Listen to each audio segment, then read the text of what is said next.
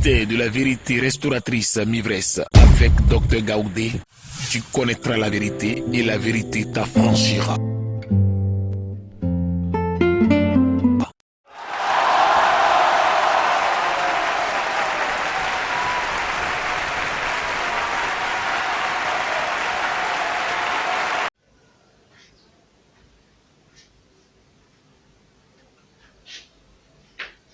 Que le nom de Dieu soit béni. On va prier pour la parole d'aujourd'hui. Père, nous bénissons ton nom, nous élevons ton nom parce que tu es Dieu.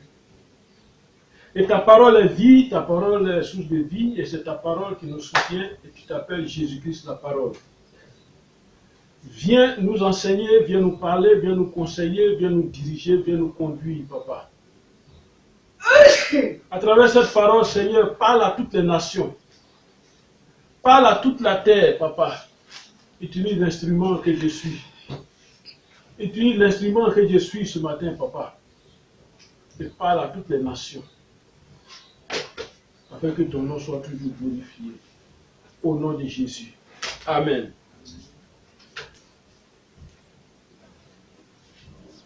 La commission de ce matin est tirée du livre de Jean. Jean chapitre 8, au verset 14. Jean chapitre 8, au verset 14, la parole de Dieu dit.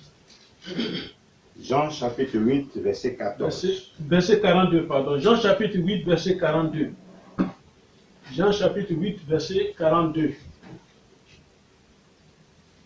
Jean chapitre 8, verset 42. Jésus leur dit. Jésus leur dit. Si Dieu était votre Père, vous m'aimeriez, car c'est de Dieu que je suis sorti et que je viens. Je ne suis pas venu de moi-même, mais c'est de lui. C'est lui qui m'a envoyé. Amen. Amen. Amen. Amen. Voici aujourd'hui une partie du discours de notre Seigneur Jésus-Christ. Un discours sur sa mission. Jean 8, tout le chapitre de Jean 8, vous lisez, vous allez voir tout ce que Jésus a révélé. Mais c'est une partie de son discours. Il a eu à échanger avec les gens et il a parlé un peu longtemps. Et Jésus parlait à ceux qui ne connaissaient pas sa mission. Et ceux qui ne le connaissaient pas réellement. Et cette partie donc est tirée de Jean 8, verset 42. Amen. Et nous comprendrons cette parole aujourd'hui. Pourquoi? Parce que Jésus lui-même, il a dit une parole révélatrice. Cette parole-là, elle est révélatrice. Elle est profonde. Il dit, c'est de Dieu que je suis sorti et que je viens. Amen. C'est de Dieu que je suis sorti et que je viens. Je ne suis pas venu de moi-même. Il a précisé. Je ne suis pas venu de moi-même. Mais c'est lui qui m'a envoyé. Je ne suis pas venu de moi-même. Mais c'est Dieu qui m'a envoyé, l'Éternel. Alors, après la lecture de cette parole, l'Éternel m'a ouvert l'esprit. Et je voudrais partager cette révélation avec toi qui m'écoutes. De quoi s'agit-il? De quoi parlerons-nous aujourd'hui? De quoi parlons-nous donc? Le thème d'aujourd'hui, c'est la vie préhumaine. Amen. La vie préhumaine.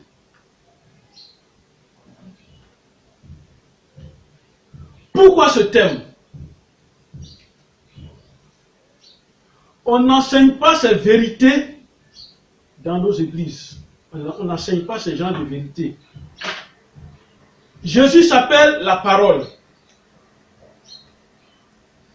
Et donc, avant de commencer, Retenez que l'homme a 3 vies. Et c'est ce que Jésus est en train de nous révéler. L'homme a 3 vies. La première vie, c'est la vie avant sa vie, la vie préhumaine. Avant la vie sur la terre des hommes. La deuxième vie, c'est la vie sur la terre. Et la troisième vie, c'est la vie éternelle. Et nous parlons aujourd'hui de la vie préhumaine. C'est-à-dire, c'est ta vie avant de venir sur la terre. Ta vie avant ta naissance.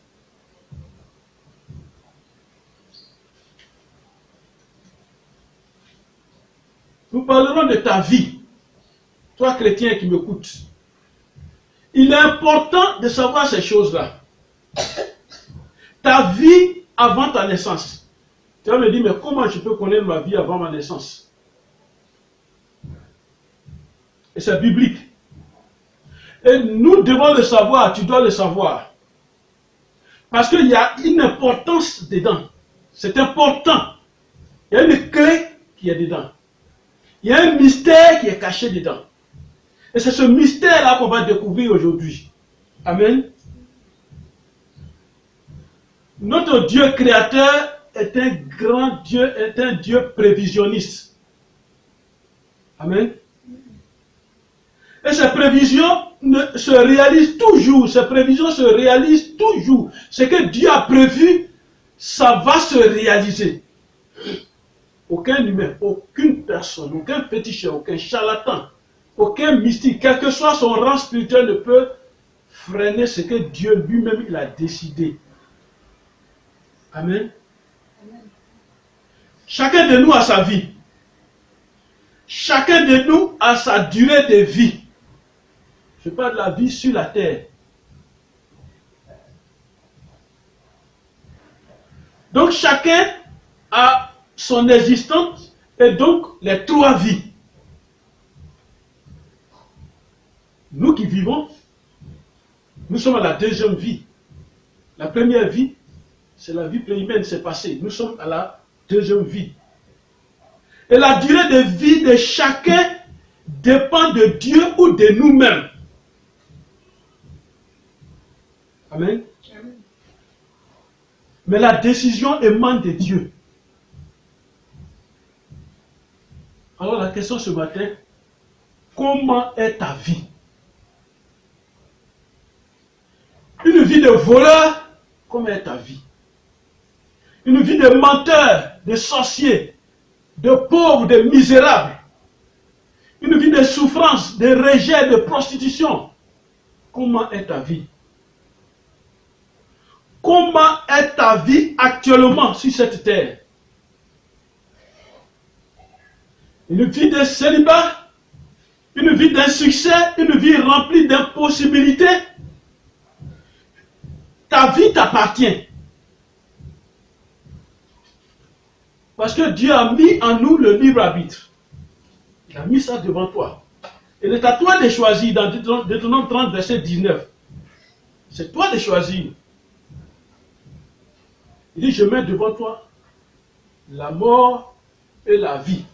C'est à toi de choisir le bien et le mal. C'est à toi de choisir. Et Dieu ne prend pas chicotte derrière nous pour dire, choisis-moi, choisis-moi.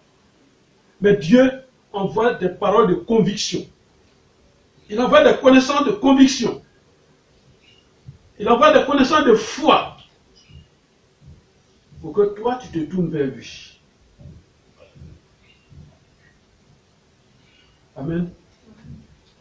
Je voudrais aujourd'hui me limiter seulement à la vie préhumaine. Et on va comprendre pourquoi. Comme je te l'ai déjà dit, la vie préhumaine est ton existence avant ta vie actuelle. Avant d'être un être humain. Parce que quand Dieu a pris la terre, il a soufflé, c'est devenu un être vivant. Avant d'être ce que tu es, toi qui m'écoutes actuellement, où étais-tu? étais-tu? Qui étais-tu? Et pourquoi es-tu venu sur la terre? Pour cela, je te conseille de revoir la vidéo sur pourquoi suis-je sur la terre. Et pour comprendre ce message, retournons dans la Bible. Pour comprendre ce thème-là, retournons dans la Bible. Jésus est venu sur la terre pour nous enseigner toutes ces vérités. Et il a laissé ces vérités dans la Bible. Retournons dans la Bible. Prenons le livre de Jean. Amen. Prenons le livre de Jean. Jean 1.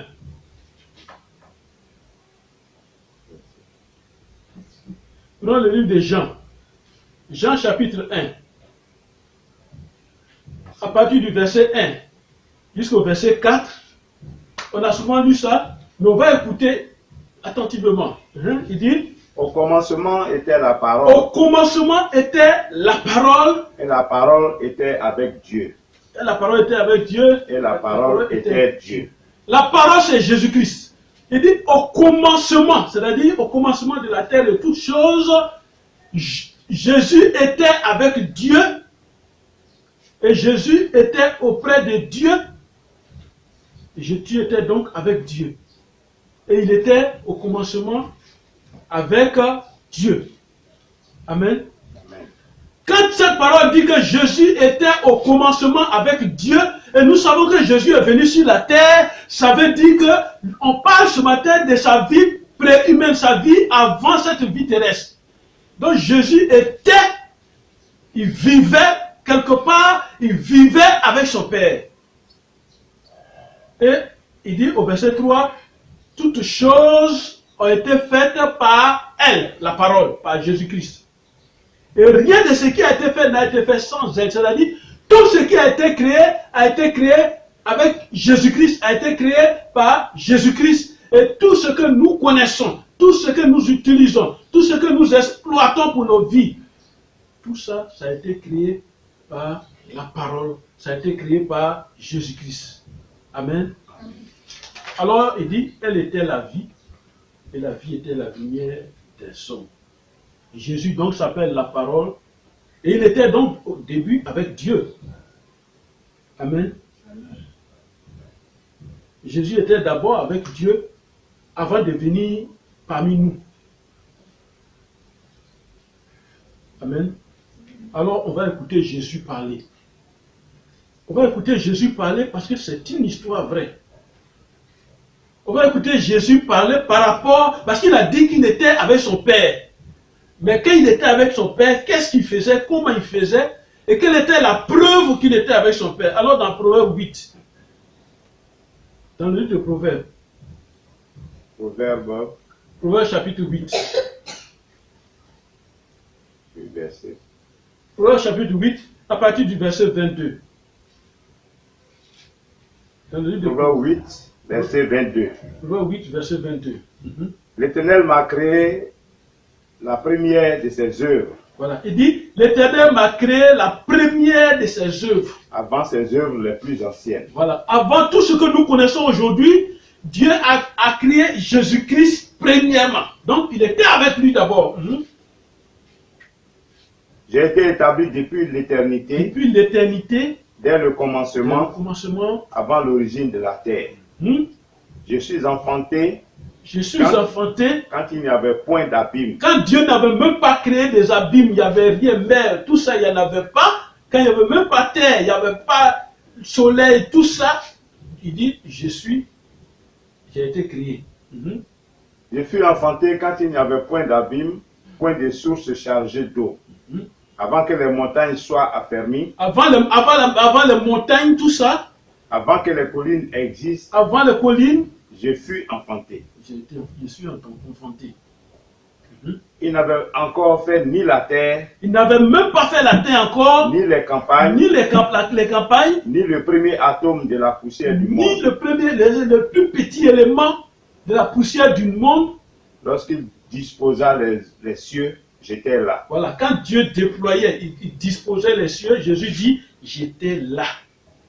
lorsqu'il traça un cercle à la surface de l'abîme, quand il a mis un cercle, lorsqu'il fixa les nuages en haut, voilà donc tout ce qu'il était en train de faire. et que les sources de l'abîme jaillissent avec force, lorsqu'il donna une limite à la mer, Donc lorsqu'il donna une limite à la pour mer, que les eaux n'en franchissent pas les bords, voilà, pour que la mer soit limitée, lorsqu'il posa les fondements de la terre, oui, j'étais à l'œuvre auprès de lui. j'étais à l'œuvre auprès de lui. Et je faisais tous les jours ses délices, jouant sans cesse en sa présence. Il dit il était à l'œuvre auprès de lui. Tout le temps, il travaillait avec lui. Jouant sur le globe de sa terre Jouant sur et le trouvant globe. mon bonheur parmi les fils de l'homme. Amen. Voilà donc ce que Jésus-Christ, voilà Jésus-Christ dans sa vie humaine. Alors, toi et moi. Amen. Où étions-nous, toi et moi? Amen. Où étions-nous? Avant de venir sur la terre, où étions-nous? Amen. Et c'est pourquoi le verset qui soutient le message d'aujourd'hui dit, et c'est Jésus qui parle, il dit, c'est de Dieu que je suis sorti. Toi qui m'écoutes, d'où es-tu sorti pour être sur la terre actuellement? Je sais, tu me diras, j'ai une mère, j'ai un père. Et je sais que tu vas raisonner selon la science. Mais moi, je raisonne selon la parole de Dieu, selon la Bible. Je te conseille de revoir le message vidéo sur la provenance. Tu n'es pas sur la terre par hasard. Ce que tu fais, ce que tu vis actuellement, n'est pas le résultat de tes efforts. Ce n'est même pas ton choix. Comme Jésus, tu es venu faire quelque chose sur la terre. Quelle chose? Tu es venu faire quelque chose sur la terre. Quelle est cette chose? Qu'est-ce que tu es venu faire sur la terre? Tu es venu faire quoi? D'où viens-tu? Qui es-tu?